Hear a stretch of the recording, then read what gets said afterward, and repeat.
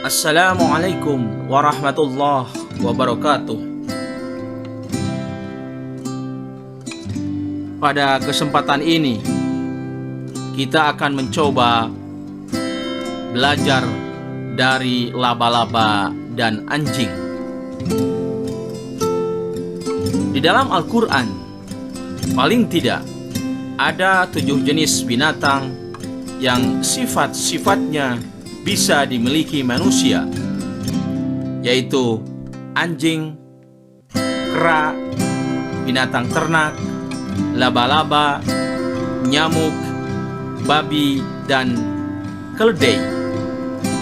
2 di antara yang disabit saya dalam video ini adalah laba-laba dan anjing. Yang pertama, laba-laba. Dalam Al-Quran Surah Al-Ankabut ayat 41, Allah subhanahu wa ta'ala berfirman, A'udzu billahi minasy syaithanir rajim. Bismillahirrahmanirrahim. Mathalul ladzina ittakhadhu min dunillahi awliya'a kamathalil ankabut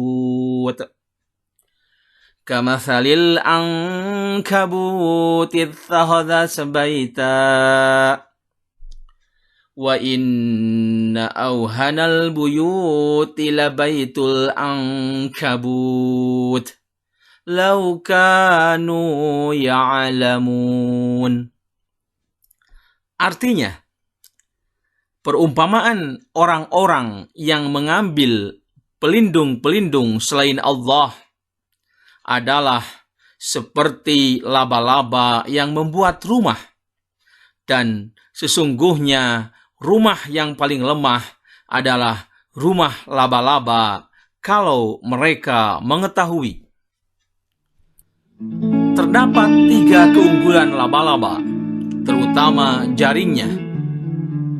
Antara lain, 5 kali lebih besar kekuatannya dibandingkan baja, jaringnya menjadi bahan tekstil, rompi anti peluru, bodi mobil, pesawat terbang, barang-barang elektronik.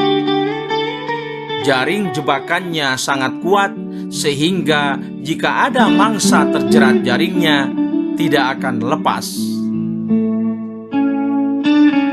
Di balik keunggulannya, ternyata rumah laba-laba memiliki kelemahan. Pertahanan rumahnya bisa rusak bila terkena tiupan angin kencang dan tangan manusia.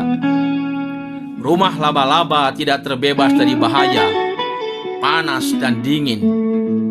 Kemudian, bila betina dan jantan bercampur, maka setelah bercampur, si jantan harus secepatnya menjauh dari laba-laba betina.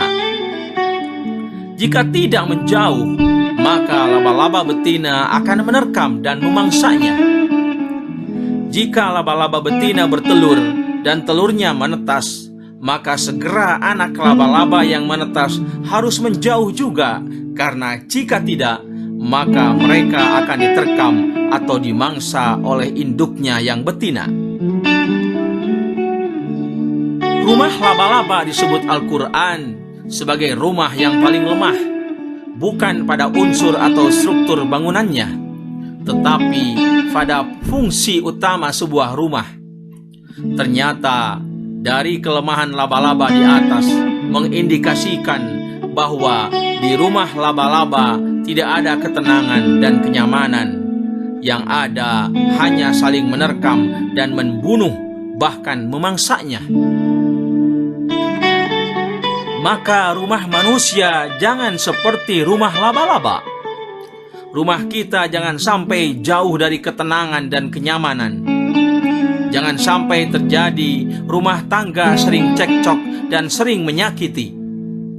Tidak nyamannya rumah manusia karena manusia sering menyandarkan segala sesuatu pada nafsu syahwatnya, jabatan, harta benda, kekuasaan, benda-benda keramat, perilaku kemusyrikan, dan lain-lain.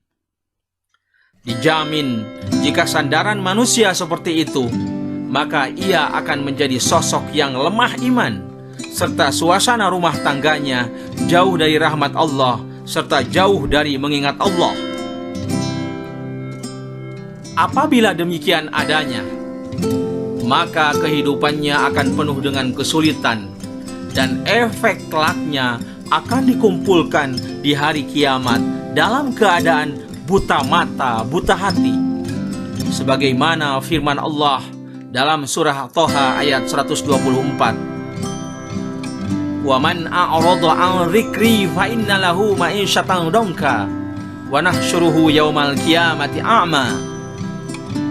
Dan barang siapa yang berpaling dari peringatanku, maka sesungguhnya baginya penghidupan yang sempit, dan kami akan menghimpunnya pada hari kiamat dalam keadaan buta. Yang kedua, anjing.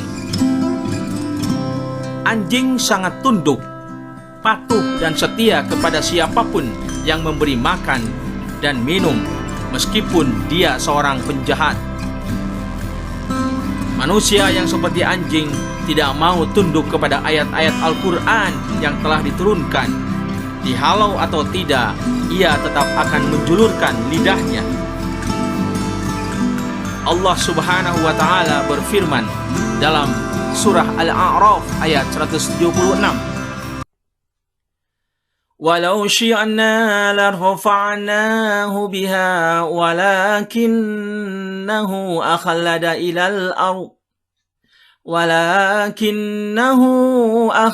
ilal ardh wattaba'a hawah famasaluhu kamasalil kalbi in tahmil alaihi yalhas aw tatrukhu yalhas dzalika masalul qaumil ladzina kadzdzabu biayatina faqasusil qasasa la'allahum yatafakkarun." Artinya, dan kalau kami menghendaki, sesungguhnya kami tinggikan derajatnya dengan ayat-ayat itu, tetapi dia cenderung kepada dunia dan menurutkan hawa nafsunya yang rendah. Maka perumpamaannya seperti anjing, jika kamu menghalaunya diulurkannya lidahnya, dan jika kamu membiarkannya dia mengulurkan lidahnya juga. Demikian itulah perumpamaan orang-orang yang mendustakan ayat-ayat kami. Maka ceritakanlah kepada mereka kisah-kisah itu agar mereka berfikir. Anjing menjulurkan lidah baik dikala haus, lapar maupun kenyang, baik ketika kita usir maupun saat kita biarkan. Itulah contoh manusia. Baik ketika diberi peringatan maupun tidak, ia tetap lupa pada Allah. Manusia seperti itu tetap tamak dan rakus, mengutamakan nafsunya daripada mendengarkan ayat-ayat Allah, menentang Allah daripada menaatinya, membuang kebenaran dan membiasakan kesalahan. Mari kita tengok perilaku anjing lainnya. Apabila ia memiliki kemauan syahwat terhadap lawan jenisnya, maka ia tidak memandang tempat atau situasi. Lawan jenis pasti dilabraknya. Ia tidak mengenal istilah mengawini dulu lawan jenisnya. Yang penting baginya adalah kemauan syahwatnya bisa tersalurkan. Adakah manusia yang seperti itu? Ternyata ada. Lihatlah, betapa ada manusia yang tidak punya rasa malu untuk berselingkuh, berzina, menyalurkan hasrat birahinya kepada lawan jenis dengan cara kumpul kebo tanpa diikat oleh tali pernikahan. Perilaku anjing lainnya adalah jika ia memiliki keinginan syahwat kepada lawan jenis di bibir atau di pinggir rumah, ia tidak pernah minta izin terlebih dahulu pada orang tuanya anjing atau pada orang tua anjing. Adakah manusia seperti itu? Bisa jadi ada. Jika seorang pemuda menginginkan seorang gadis pujaannya untuk dijadikan istrinya, Terkadang ia bawa kabur gadis tersebut ke tempat jauh tanpa meminta izin kepada orang tuanya.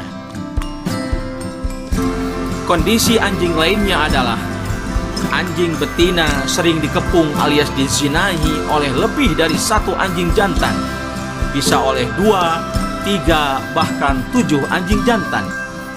Adakah perempuan di dunia ini seperti itu? Bisa jadi ada. Betapa satu orang perempuan, pelacur misalnya, dipakai alias dizinahi oleh beberapa orang laki-laki yang mampu melayani lebih dari satu lelaki hidung belang dalam sehari semalam. Di balik sifat jelek anjing, ternyata anjing juga ada sifat baiknya. Berapapun anak yang ia lahirkan, ia tidak pernah memakan atau membunuh anaknya. Begitupun manusia, berapapun jumlah yang dilahirkan dari rahim ibunya, idealnya tidak ada ibu atau orang tua yang membunuh anaknya. Tapi anehnya, ternyata ada manusia yang dengan tega-teganya serta dengan penuh kekejaman membunuh anaknya sendiri, baik ketika dalam kandungan, setelah lahir, maupun di saat sedang menjalani kehidupan. Kemudian jika anjing dilatih dengan baik oleh aparat kepolisian misalnya, terutama untuk melacak jejak-jejak para penjahat, ternyata ia menurut, patuh dan piawai menemukannya. Itulah manusia. Jika ia dilatih dan dididik terus dalam berbuat kebaikan, maka ia akan lihai atau terampil dalam memberdayakan hidupnya, sehingga hidupnya bermanfaat bagi orang lain. Terakhir, tidak pernah anjing menyukai sesama jenisnya. Anjing jantan tidak pernah menyukai anjing jantan. Anjing betina tidak pernah menyukai anjing betina. Akan tetapi sayang sekali, ternyata di dunia ini tidak sedikit manusia yang bertolak belakang dengan sifat anjing yang terakhir. Justru banyak manusia sejenis saling menyukai, alias termasuk golongan makhluk LGBT. Banyak perempuan menyukai perempuan atau lesbian, dan laki-laki menyukai laki-laki atau gay. Nauzubillahi min zalik.